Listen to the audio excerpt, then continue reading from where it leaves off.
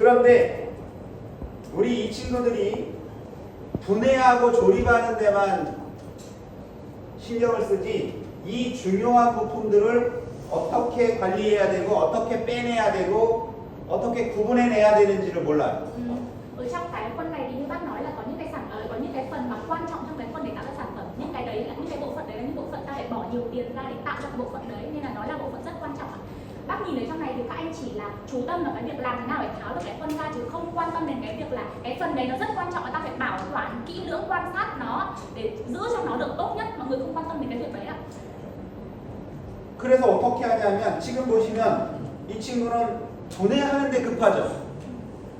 뭐가 중요한지 모르잖아. 그냥 계속 분해만 해가지고 딱 놔. Ở trong cái video mọi người nhìn thấy là anh này chỉ đang quan tâm đến việc tháo làm thế nào để tháo nhanh nhất, chứ không quan tâm đến việc những cái đồ dùng đồ dùng phụ bên cạnh để ra nó như thế nào ấy, chỉ đang cố gắng làm cho thật nhanh thôi. 이 근형은 프레스 근형이기 때문에 요 코어가 되게 중요한 거예요. Đấy, những cái trong đây là cái phân làm ra cái sản phẩm kim loại ấy. Đấy là hai cái bộ phận chỉ là hai cái rất là quan trọng ở trong cái phân này ạ. 그러면 요 코어는 별도 관리를 해줘야 돼요. Thế nên là hai cái bộ phận quan trọng ấy thì phải quản lý riêng, phải bảo quản riêng chứ không phải để chung như thế này ạ. 근데 이 중요한 코어들이 있는데 별도 관리하는 친구는 한 명도 본 적이 없어요. Thế mà trong phần chương trước thì bác phải không có một ai chú trọng đến những cái bộ phận quan trọng đấy để bảo quản riêng, mà tất cả đều để chung vào trong một cái bàn. 얘가 스프링이잖아요. 스프링. 얘가 중요하지 않죠. 그러니까 뭐 부품이 없으면 안 되지만 얘를 뭐 이렇게 떨어뜨렸다 그래가지고 뭐 파손이 되거나 이런 거 없어. 그럼 얘는 그만큼 관리적으로 봤을 때 옆에 중요하지 않은 파트, 여기는 메인 중요한 파트 이렇게 관리가 돼야 된다는 얘기예요. Bác nói là cái sản phẩm bác vừa chỉ vào đấy là một cái sản phẩm không quan trọng ấy. Tất nhiên là thiếu thì không được, thế nhưng mà nó dễ dàng bị hư hại như thế nào thì không phải. Thế nên là bác bảo là mọi người những cái sản phẩm đấy thì mọi người nên để riêng ra chứ không nên để chung với những cái bộ phận mà quá quan trọng. Mình phải chú trọng vào những cái bộ phận quan trọng và để riêng bảo quản riêng ạ. 자, 여기서도 이제 요 코어가 이제 중요하겠죠. Cái bộ phận bác chỉ cũng là một bộ phận khá là quan trọng ạ. 근데 이 코어를 뺄 때도 마찬가지예요. 장갑 낀 손으로 그냥 만져가지고 쥐어 빼고 돌리고 뭐 이렇게 그냥 빼버려. Nhưng mà bác thấy là khi mà mọi người tháo này thì chỉ đơn giản là cho cái bạn vào vặn cái ốc rồi đeo găng tay vào tháo ra thôi, không có chú ý gì đến cái phần quan trọng đấy ạ. 이게 만약에 프레스 금형이니까 그나마 괜찮지만 사출 금형이었다. 그럼 여기 제품부 중요한 부분은 장갑 낀 손으로 거길 만지면 안 돼요. Bởi vì đây nó là cái phân ép ra sản phẩm kim loại ấy, thế nên là có thể là phần nào đó thì nó không sao, thế nhưng mà nếu mà phân ép ra sản phẩm nhựa ấy, mà cứ đeo găng tay và sờ vào như này thì là không được ạ. 여기에 들어가는 핀, 좀 전에 핀 하나 뺐죠? 그죠? 여기 들어가는 이런 핀들, 제품에 해당하는 부분에 해당하는 핀들은 이 코어랑 똑같이 구분을 해줘야 돼요. Những cái vừa nãy là bác nhìn thấy mọi người nhìn thấy trong này là đang lấy ra những cái trục ấy ạ, thì là đấy cũng là những cái quan trọng, người ta phải bảo quản riêng chứ không phải bảo quản chung với những cái đồ vật kia. 그런데 대부분의 엔지니어들이 그냥 이걸 시간 안에 분해하고 시간 안에 조립을 하느라고 온 신경을 쓰지 어떤 게 중요한지 어떤 게 중요하지 않은지 관리를 어떻게 해야 되는지에 대한 기준이 없어요. Thế nên là trong cái bác nhìn là trong cái buổi thi hôm trước ạ, thì các anh chỉ đang vận dụng là trong cái thời gian đấy làm thế nào để tháo được cái khuôn này xong lắp lại được cái khuôn này hoàn chỉnh, chứ không quan tâm đến những cái phần như bác nói là bộ phận nào quan trọng cần phải bảo quản riêng, bộ phận nào không quan trọng thì bảo quản riêng, không ai quan tâm đến cái đấy, và bác không thấy là cái đấy là cái cơ bản nhất ở trong lắp khuôn này. 심지어 어떤 친구가 있냐면 이거는 정말 오버액션이에요. 그 친구는 제가 봤을 때 아, 저 친구가 저러다가 조립을 시간 안에 못할 수도 있겠다라고 판단을 했는데 역시나 그런 친구가 있었어요. Trong phần thi thì bác thấy có rất nhiều anh mà kiểu như là làm một số hành động mà bác nghĩ là trong cái thời gian đấy khả năng là anh ấy sẽ không tháo lắp được hoàn thiện cái khuôn này, thế nhưng mà bằng một cách nào đó khi bác nhìn lại thì anh ấy đã lắp hoàn thiện được cái khuôn đấy rồi ạ. 근데 심지어 가공은 또 잘했어. 내가 그래서 그 가공을 잘해서 아, 저 친구는 이번에 붙겠다, 합격하겠다 이렇게 생각을 하고 있었는데 본인의 어깨에 너무 힘이 들어갔어. 그래서 어떻게 하냐면 이 밖에 있는 여기부터 이 쓸데없는 부품들에 다 기름을 발라가지고 막 닦고 있는 거야. Bác bảo là cảm thấy là anh ấy trong cái thời gian mà anh ấy đã tháo rất là nhanh, anh ấy hoàn thiện được sản phẩm rất là ok, anh ấy suy nghĩ trong đầu là lần này có thể là mình đang đỗ đấy, mình đã đỗ được đấy, bởi vì là mình đã làm thực hành rất là tốt mà. Thế nhưng mà bác bảo nếu mà làm như vậy thì cái vai của bản thân sẽ rất là đau, làm lâu dài được thì nó sẽ rất là đau. Cái nữa là anh ấy làm trong này thì những cái sản phẩm trong này anh ấy không cần biết là cái nào cần phải bôi dầu, cái nào không cần bôi dầu, anh cứ bôi tất cả lên. Cứ miễn là cái bôi sao mọi người cứ dạy phải bôi dầu, mọi người cứ bôi tất cả lên, không quan trọng bộ phận nào cần phải bôi, bộ phận nào không cần phải bôi ạ. 이게 뭐냐면 비디오를 찍잖아요. 이렇게 비디오를 찍어서 사장님한테 준단 말이에요. 우리 한국에서 못 오니까 이 비디오들을 보고 사장님들이 이렇게 딱 본단 말이에요. 근데 사장님들은 나처럼 경험이 많은 사람들이 많아. Bác bảo là những cái video này vì là tại sao bác bảo quay cái video này lại là bởi vì là quay lại sau khi bác sang Hàn Quốc thì bác sẽ đưa cho những cái chủ doanh nghiệp ấy, những cái công ty mà tuyển dụng những anh này vào ấy để xem có lựa chọn hay không ấy ạ. Thế nhưng mà những cái bác ở bên Hàn đấy thì so với bác quân chúng ta thì có thể là kinh nghiệm sẽ nhiều hơn rất là nhiều ấy ạ. 그래서 그 친구가 기름을 계속 묻혀서 이렇게 닦는 거야. 저건 안 했으면 좋겠는데. Những cái vị giám đốc ở bên Hàn á, thì chỉ xem video này và thấy là tại sao lại cứ bôi dầu liên tục như vậy, bôi dầu tất cả các sản phẩm đấy, tại sao cái này nếu mà không làm thì có phải tốt biết bao không, đừng có làm những hành động như thế này. 그 친구는 평상시에는 그러지 않을 거예요. 분명히. 근데 시험이고 자기는 좀 잘 보이고 싶은 거지. 그래서 모든 부품에 기름칠을 해가지고 계속 닦아대는 거야. Thì bác đang nghĩ là bình thường ngày khi mà làm ấy, các anh ấy cũng sẽ không cẩn thận mà quét dầu tất cả các bộ phận như này đâu. Thế nhưng mà bởi vì anh nghĩ đang là phần thi, nếu mà mình có thể làm cẩn thận, làm được tốt ấy thì sẽ được đánh giá, được tuyển, nên là các anh cố lau tất cả từng bộ phận, mặc dù nó là điều không cần thiết ạ. 근데 내가 봤을 때는 야 저렇게 하면 할수록 저거는 우리가 생각할 때는 마이너스다. Thế nhưng mà trong suy nghĩ của bác những hành động đấy là những hành động trừ điểm, không phải những hành động được cộng thêm điểm đâu ạ. 왜냐하면 비디오로 보거든.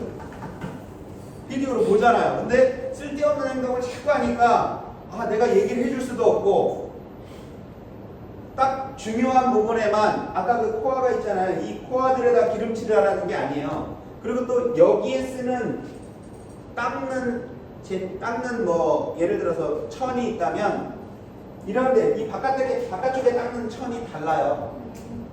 근데 기름 잔뜩 묻어져 있는 더러운 그걸 가지고 중요한 부분을 닦기도 하고 여기를 닦기도 하고 하니까 이거는 오히려 마이너스인데.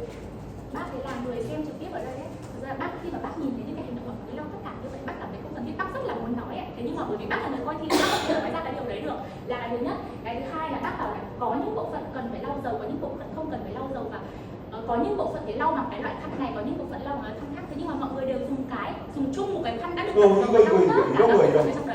이런 거 trong 기름칠을 막 해요. 여기 봐봐. 이게 다 기름칠하죠.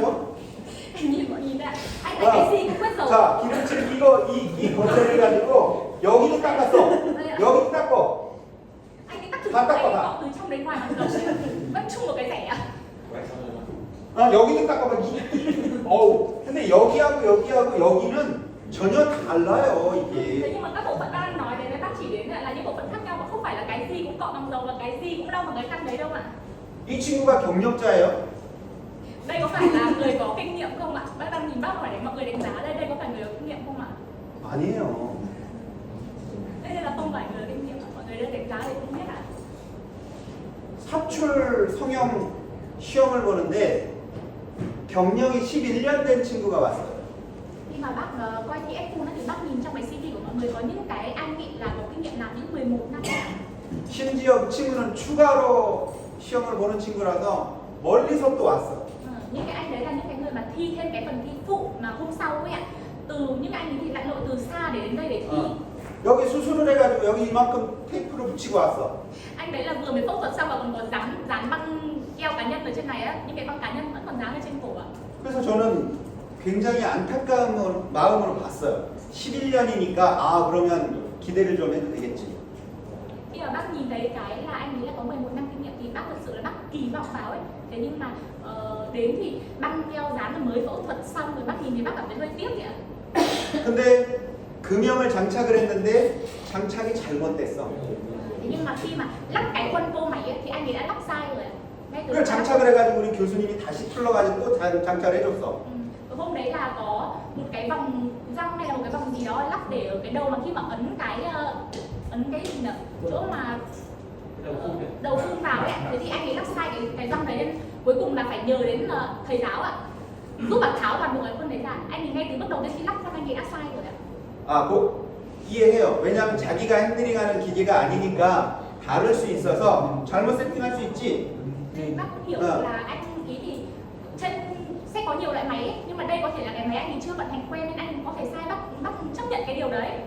그래서 다음 행동을 기대했는데 아니나 다를까 제품을 딱 뽑았는데 이걸 물에다 넣지도 않고 바로 측정도 안 하는데 나중에 측정하는 자세를 봤는데 측정을 여기다 이렇게 제품 이렇게 넣고 이렇게 재고 있어요.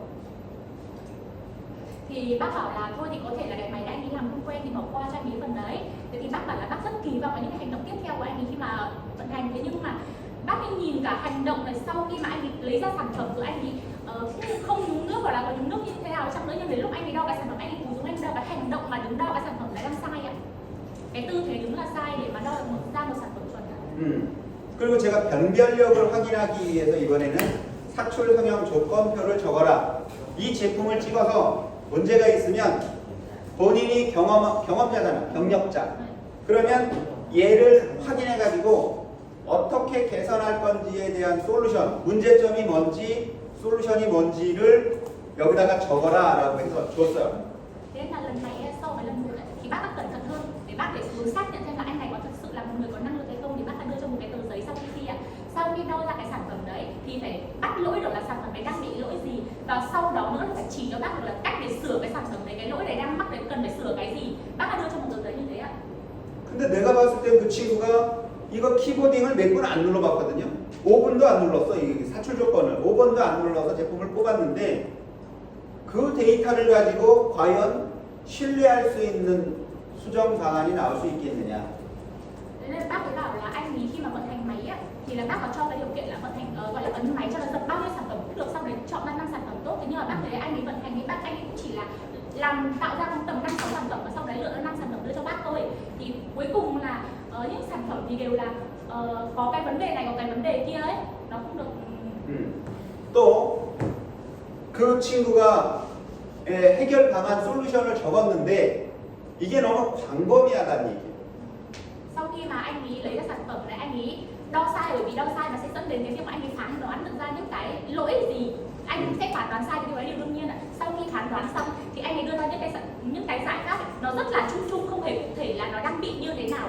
Ví dụ như là anh ấy chỉ nói là lỗi do khuôn, nhưng mà khuôn nó đang có vấn đề gì thì anh phải nói kỹ ra là trong cái khuôn này đang có vấn đề gì cần phải sửa chữa như nào, anh chỉ nói rất là chung chung thôi ạ. 그건 어떤 얘기랑 똑같은 거냐면 거기서 이렇게 플래시가 발생을 했어. 그럼 얘에 대한 해결책이 뭐냐 물어봤더니 그 친구가 하는 얘기가 금형 수정하세요.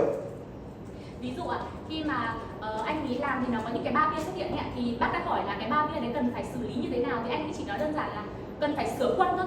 Thế nhưng mà anh không nói là cái khuôn cần phải sửa như thế nào, nó là cần phải sửa như thế nào, anh chỉ nói chung chung là do khuôn và cần phải sửa khuôn, chỉ có như vậy thôi ạ. 그거는 하루만 배워도 그런 얘기를 할 수 있어요. Những cái người mà dù chỉ học một ngày thì cũng có thể đưa ra những đáp án như vậy được ạ. 내가 원했던 건 그 제품이 내가 조건을 최선을 다해서 잡아보고, 그죠? 플래시가 발생 안 하게끔 최선을 다해서 조건을 잡아보고, 그 다음에 얘는 무조건 금형에서 수정을 해야 되는데 요쪽 부분이 어떻게 금형에 눌려 있거나 찍혔거나 아니면 파팅에 서로 이렇게 어긋나 있거나 이런 걸 확인해서 그 부분에 대해서 여기는 용접을 해가지고 그라인딩 피니싱을 하면 될 것 같다. 세부적인 걸 요청한 거예요. Ý của bác ở đây thì là bác muốn là tối thiểu là phải làm được cái việc là tạo ra được sản phẩm này, sau đấy đo cái sản phẩm này và tìm được cái lỗi của sản phẩm. Cái sản phẩm không chỉ là nói chung chung được là lỗi là cái khuôn này nó đang bị hỏng, bác là muốn bắt lỗi là cái khuôn này nó bị xước hay là cái khuôn này nó đang bị mẻ chỗ nào cần phải hàn lại hay là phải làm như nào, phải đưa rõ cho bác cái đáp án cụ thể để bác có thể sửa chữa được cái khuôn như thế, chứ không phải một đáp án chung chung mà. 그런데 이제 그냥 금형 수정하세요 이래버리면 너는 내가 잘 모르겠다 이렇게 판단이 되죠 저는. Đối với bác thì là nếu mà chỉ nói chung chung là cần phải sửa khuôn thì đối với bác ở đấy là người không biết sửa, đây chỉ là đang đoán bừa thôi ạ. 그래서 지금까지 이제 제가 이렇게 간단하게 이렇게 설명을 드렸지만 솔직하게 저는 여기 안 가져왔지만 시험을 보고 나면 A4 용지에다 적어요. 어떤 문제점들이 있다. 그래서 그걸 우리 관리기관에다 줍니다. Nhưng mà coi thi là hiện rồi là bác mang ở đây thì là bác đã nốt lại những cái điểm mà ở cái phía bên phòng thi ấy, những cái phía bên giáo dục từ đấy cần phải sửa chữa những cái lỗi gì, đang có những cái vấn đề gì thì bác đã nốt lại rồi, nhưng hôm nay bác lại quên không mang đến đây. 그래서 관리기관에서 어떤 부분은 요청을 했을까요? 이거 좀 해주세요. 이거 좀 해주세요. 이게 부족해요. 이거 해주세요. 라고 얘기하는 이유는 뭐냐면 다음 프로그램에서 업그레이드 돼야 되고 그 다음 프로그램에서 업그레이드 돼야 되고 그 다음 프로그램에서 업그레이드 돼서 우리가 원하는 또는 훌륭한 여러분들이 가르친 괜찮은 친구들을 우리가 한국으로 데려가기 위한 겁니다. Bởi vì bác nói là lý do mà bác nốt lại những cái điểm mà không tốt ở cái địa điểm thi hay là về bên giáo dục các thứ đấy là bác muốn là để những cái lần sau khi bác đến đây thì nó đều được update những cái phần đấy rồi, không phải gặp lại những cái lỗi đấy nữa. Và cái nữa bác mong muốn là những cái anh mà đã thi trong đợt này này, những cái anh tốt ở trong cái phần thi đợt này nhưng mà không được lựa chọn rồi ấy, chỉ là tốt ở trong những cái anh mà làm chưa tốt lắm thôi ạ, thì những cái anh đấy có thể là được đào tạo thêm để có thể là đưa được sang bên Hàn Quốc ạ. Phần đấy sẽ đưa gửi sang Caltech, sẽ quản lý và sẽ xét cả những kết quả đấy.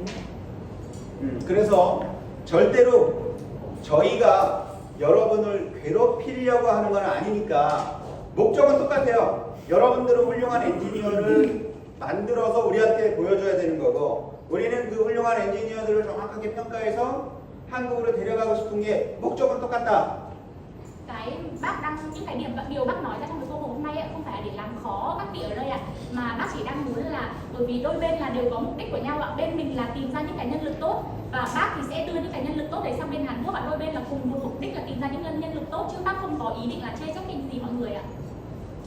다음번 아마도 다음번 테스트가 1월 중순쯤에 있을 거라고 들었어요.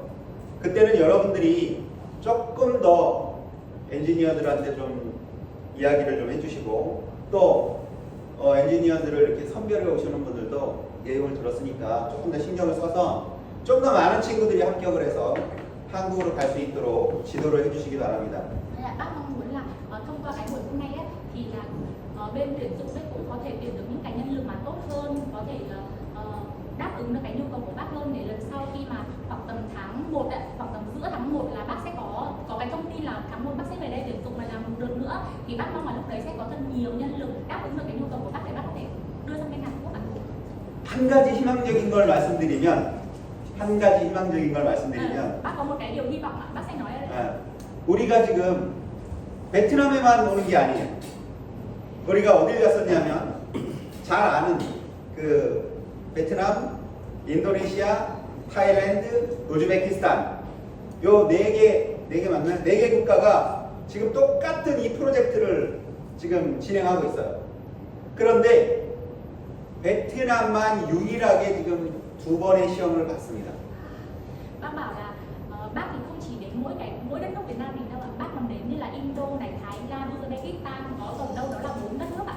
Thì không chỉ có bác không chỉ đến mỗi Việt Nam mình, bác đến cả những đất nước đấy làm việc cùng với đất nước đấy. Thế nhưng mà duy chỉ có Việt Nam mình là bác đến thi lần thứ 2 rồi ạ. Đấy là cái điều duy nhất ạ. 그만큼 여러분들이 저희한테 적극적으로 협조를 해주시고 있고 그 다음에 한국에서도 베트남의 인재들을 가장 선호합니다. Cái điều đấy thì nói lên rằng là bên Hàn Quốc cũng rất là thích nhân lực Việt Nam và 뭐요? 한국에서 인력을 좋아하고 그리고 한국에서 베트남 인력을 좋아하고 그리고 선호한다고. 우선 먹고 싶어한다고. 네 나라도 있지만 전 세계 어느 나라 엔지니어보다 베트남 엔지니어를 뽑고 싶어한다. Tức là muốn là bên Hàn Quốc rất là muốn cái nhân lực của Việt Nam thì ạ. 뭐 제가 준비한 건 여기까지고요. 혹시 궁금한 거 있으면 질문 한번 받겠습니다. Những cái điều hôm nay bác đến đây thì mục đích thì bác đã làm rõ luôn, vừa nãy là bác đã giải thích rồi, thì không biết là có thầy hay là có các anh chị tuyển dụng bên này thì có câu hỏi để thắc mắc với bác nữa không ạ? 질문해 주세요. 편하게. Hãy hỏi một cách thoải mái ạ. Bác đang muốn chờ câu hỏi. 궁금한 거 물어보세요. Cái này có hỏi gì không ạ? Anh có ý kiến gì không thì như thế này là rất rõ rồi. Như thế này thì mới úp, đào tạo thì mới được.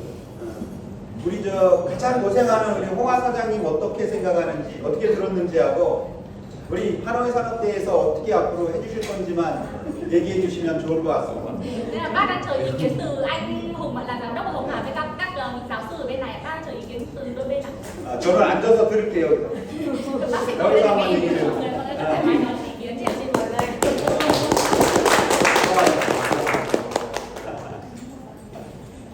얘기해 주시죠, 얘기. Đứng phát biểu là cái này mở ra đúng không ạ? Đúng rồi. Cảnh nó trước. Cảnh ở trên kia. anh không Rồi em Em ngồi tập phát.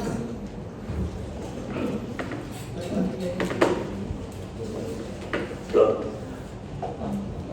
Qua cái chia sẻ từ bác Quân ấy, thì tôi không phải là một cái người mà đứng về kỹ thuật, nhưng mà tôi nghĩ rằng là với những cái chia sẻ quá rõ như thế này thì tôi cũng mong là cái lần thứ ba thì các thầy sẽ chú trọng hơn trong những cái yêu cầu. Tôi nghĩ là những cái yêu cầu từ bác Quân cũng không phải là một cái gì nó khó khăn lắm nữa. Và các anh chị sử dụng thì cũng qua cái chia sẻ với bác này thì tôi cũng mong là sẽ có được những